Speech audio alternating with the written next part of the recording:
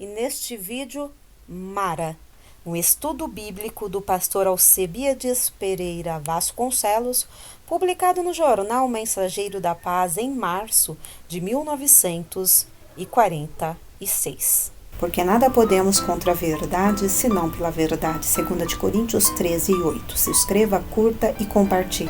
Análise histórica e crítica sobre o pentecostalismo universal. Êxodo 15, do 22 ao 25. Os israelitas haviam saído do Egito após a brilhante vitória obtida por Moisés e Arão sobre Faraó e os magos egípcios. Haviam também conseguido outra grande vitória, em frente ao Mar Vermelho, tendo Piairote a um lado e Baal-Zepom do outro, e o exército de Faraó atrás. Nessa conjuntura inesperada e perigosa, o povo aflito clamou a Moisés: não havia sepulcros no Egito para nos tirares de lá, para morrermos neste deserto?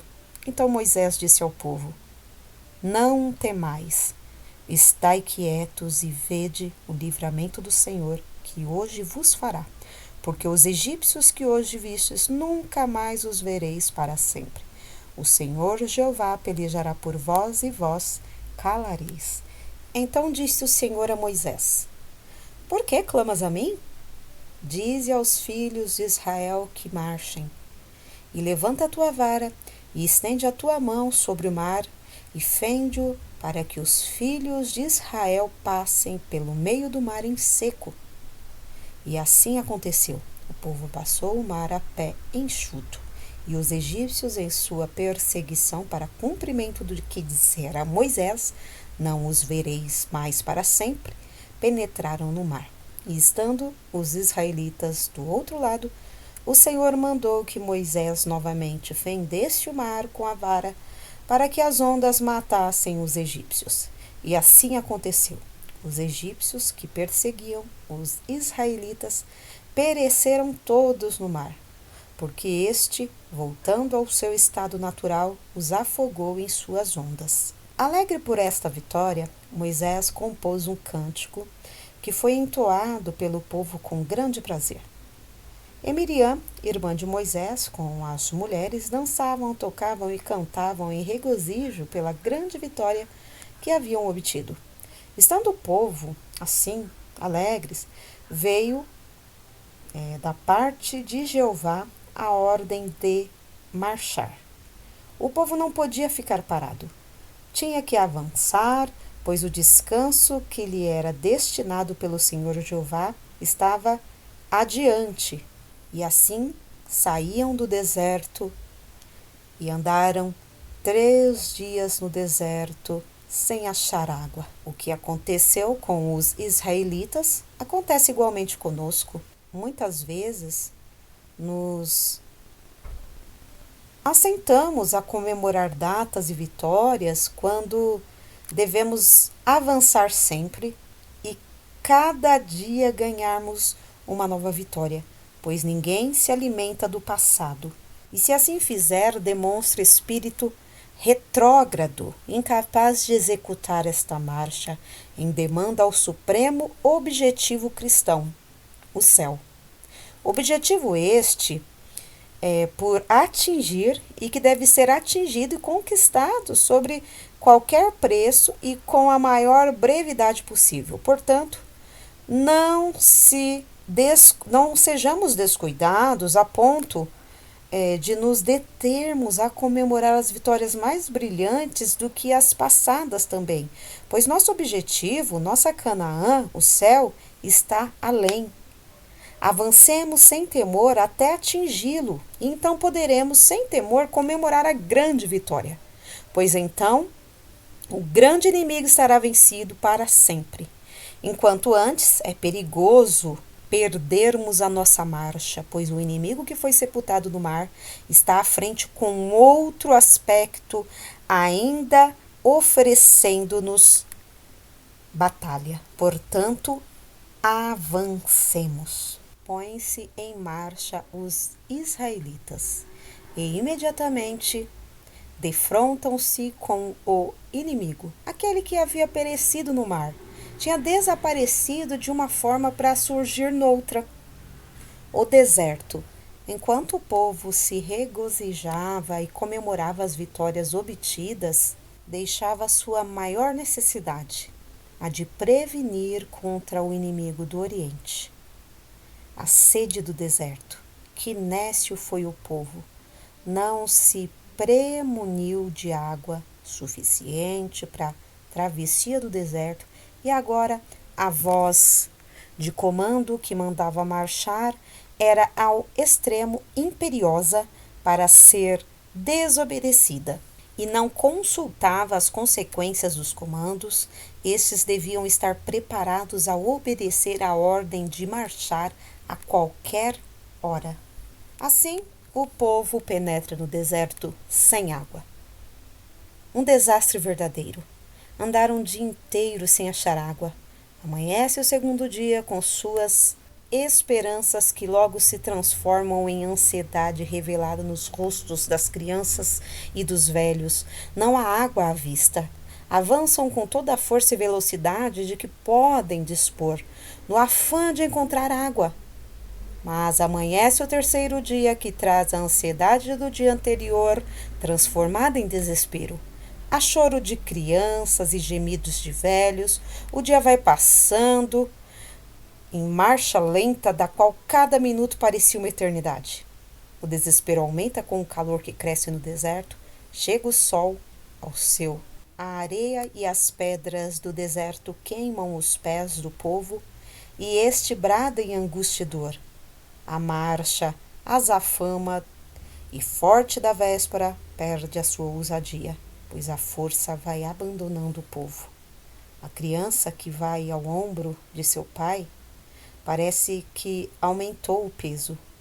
O velho, que era ajudado em sua marcha cansada, parece querer sucumbir sob o cansaço. Há descontentamento geral. Mas Jeová velava por seu povo e conhecia a necessidade. Somente consentia esta prova para ministrar-lhe uma lição de vigilância e previdência constante. Ao cair do terceiro dia, os olhos prescrutadores dos israelitas sedentos avistam no extremo do horizonte a silhueta de algumas tamareiras. Esta visão lhes vivifica a esperança. Agora recomeça a correria e cada qual, por sua vez, quer chegar primeiro e ao abençoado lugar que sabem haver água. Há um suspiro de esperança nas faces das crianças e desanuviaram-se as faces dos velhos. A avançar, eis o brado que corria de boca em boca. Água à vista era a canção que agora entoavam.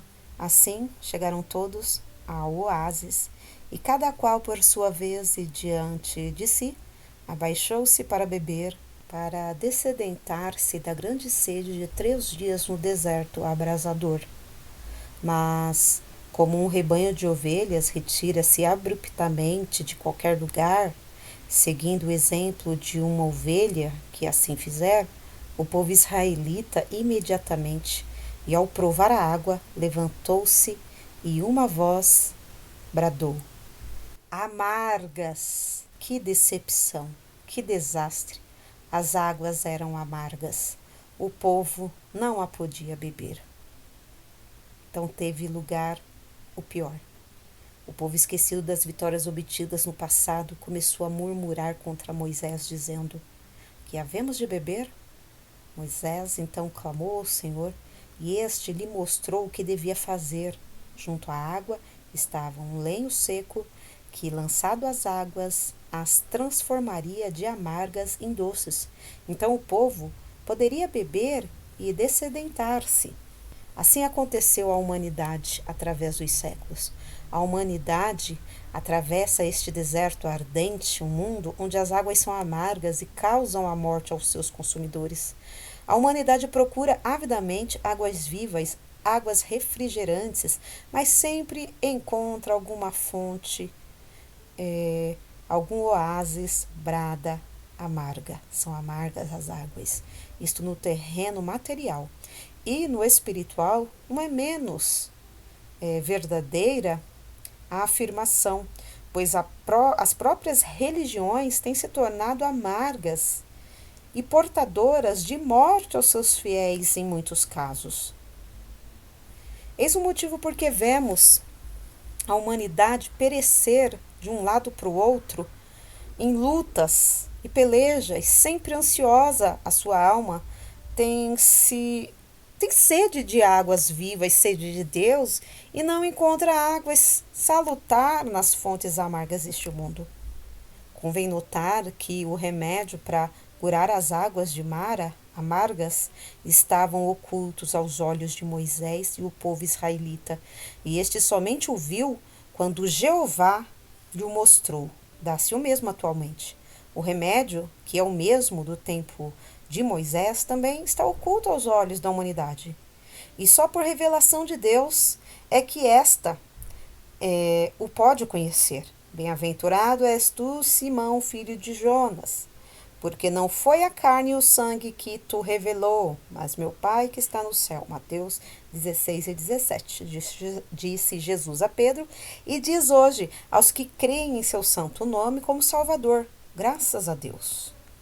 E graças a Deus, o remédio não é outro, não mudou, continua sempre o mesmo através dos séculos, como foi nos dias de Moisés. O remédio escondido ainda é o lenho, porque a palavra da cruz é loucura para os que perecem, mas para nós que somos salvos, em consequência da cruz, que nos foi revelada, é o poder de Deus. Podemos acrescentar para a salvação do que crer. 1 de Coríntios 1 e 18. Eis o remédio que cura as águas de Mara. É a cruz de Cristo. O homem anda de um lado para o outro, a rebelar-se nas fontes amargas deste mundo, mas sempre sedento e desapontado com o amargor de suas águas. Mas se por sua felicidade lhe é revelada a fonte do Calvário, e ele bebe de suas águas, então cumpre-se nele a promessa de Cristo. Aquele que beber da água que eu lhe der jamais terá sede, porque a água que eu lhe der se transformará nele em uma fonte de águas vivas que faz saltar para a vida eterna. João 4,14. E esta fonte maravilhosa promana do Calvário e corre por toda a terra, por todos os países da órbita, à disposição de todos os que quiserem dessedentar-se neles.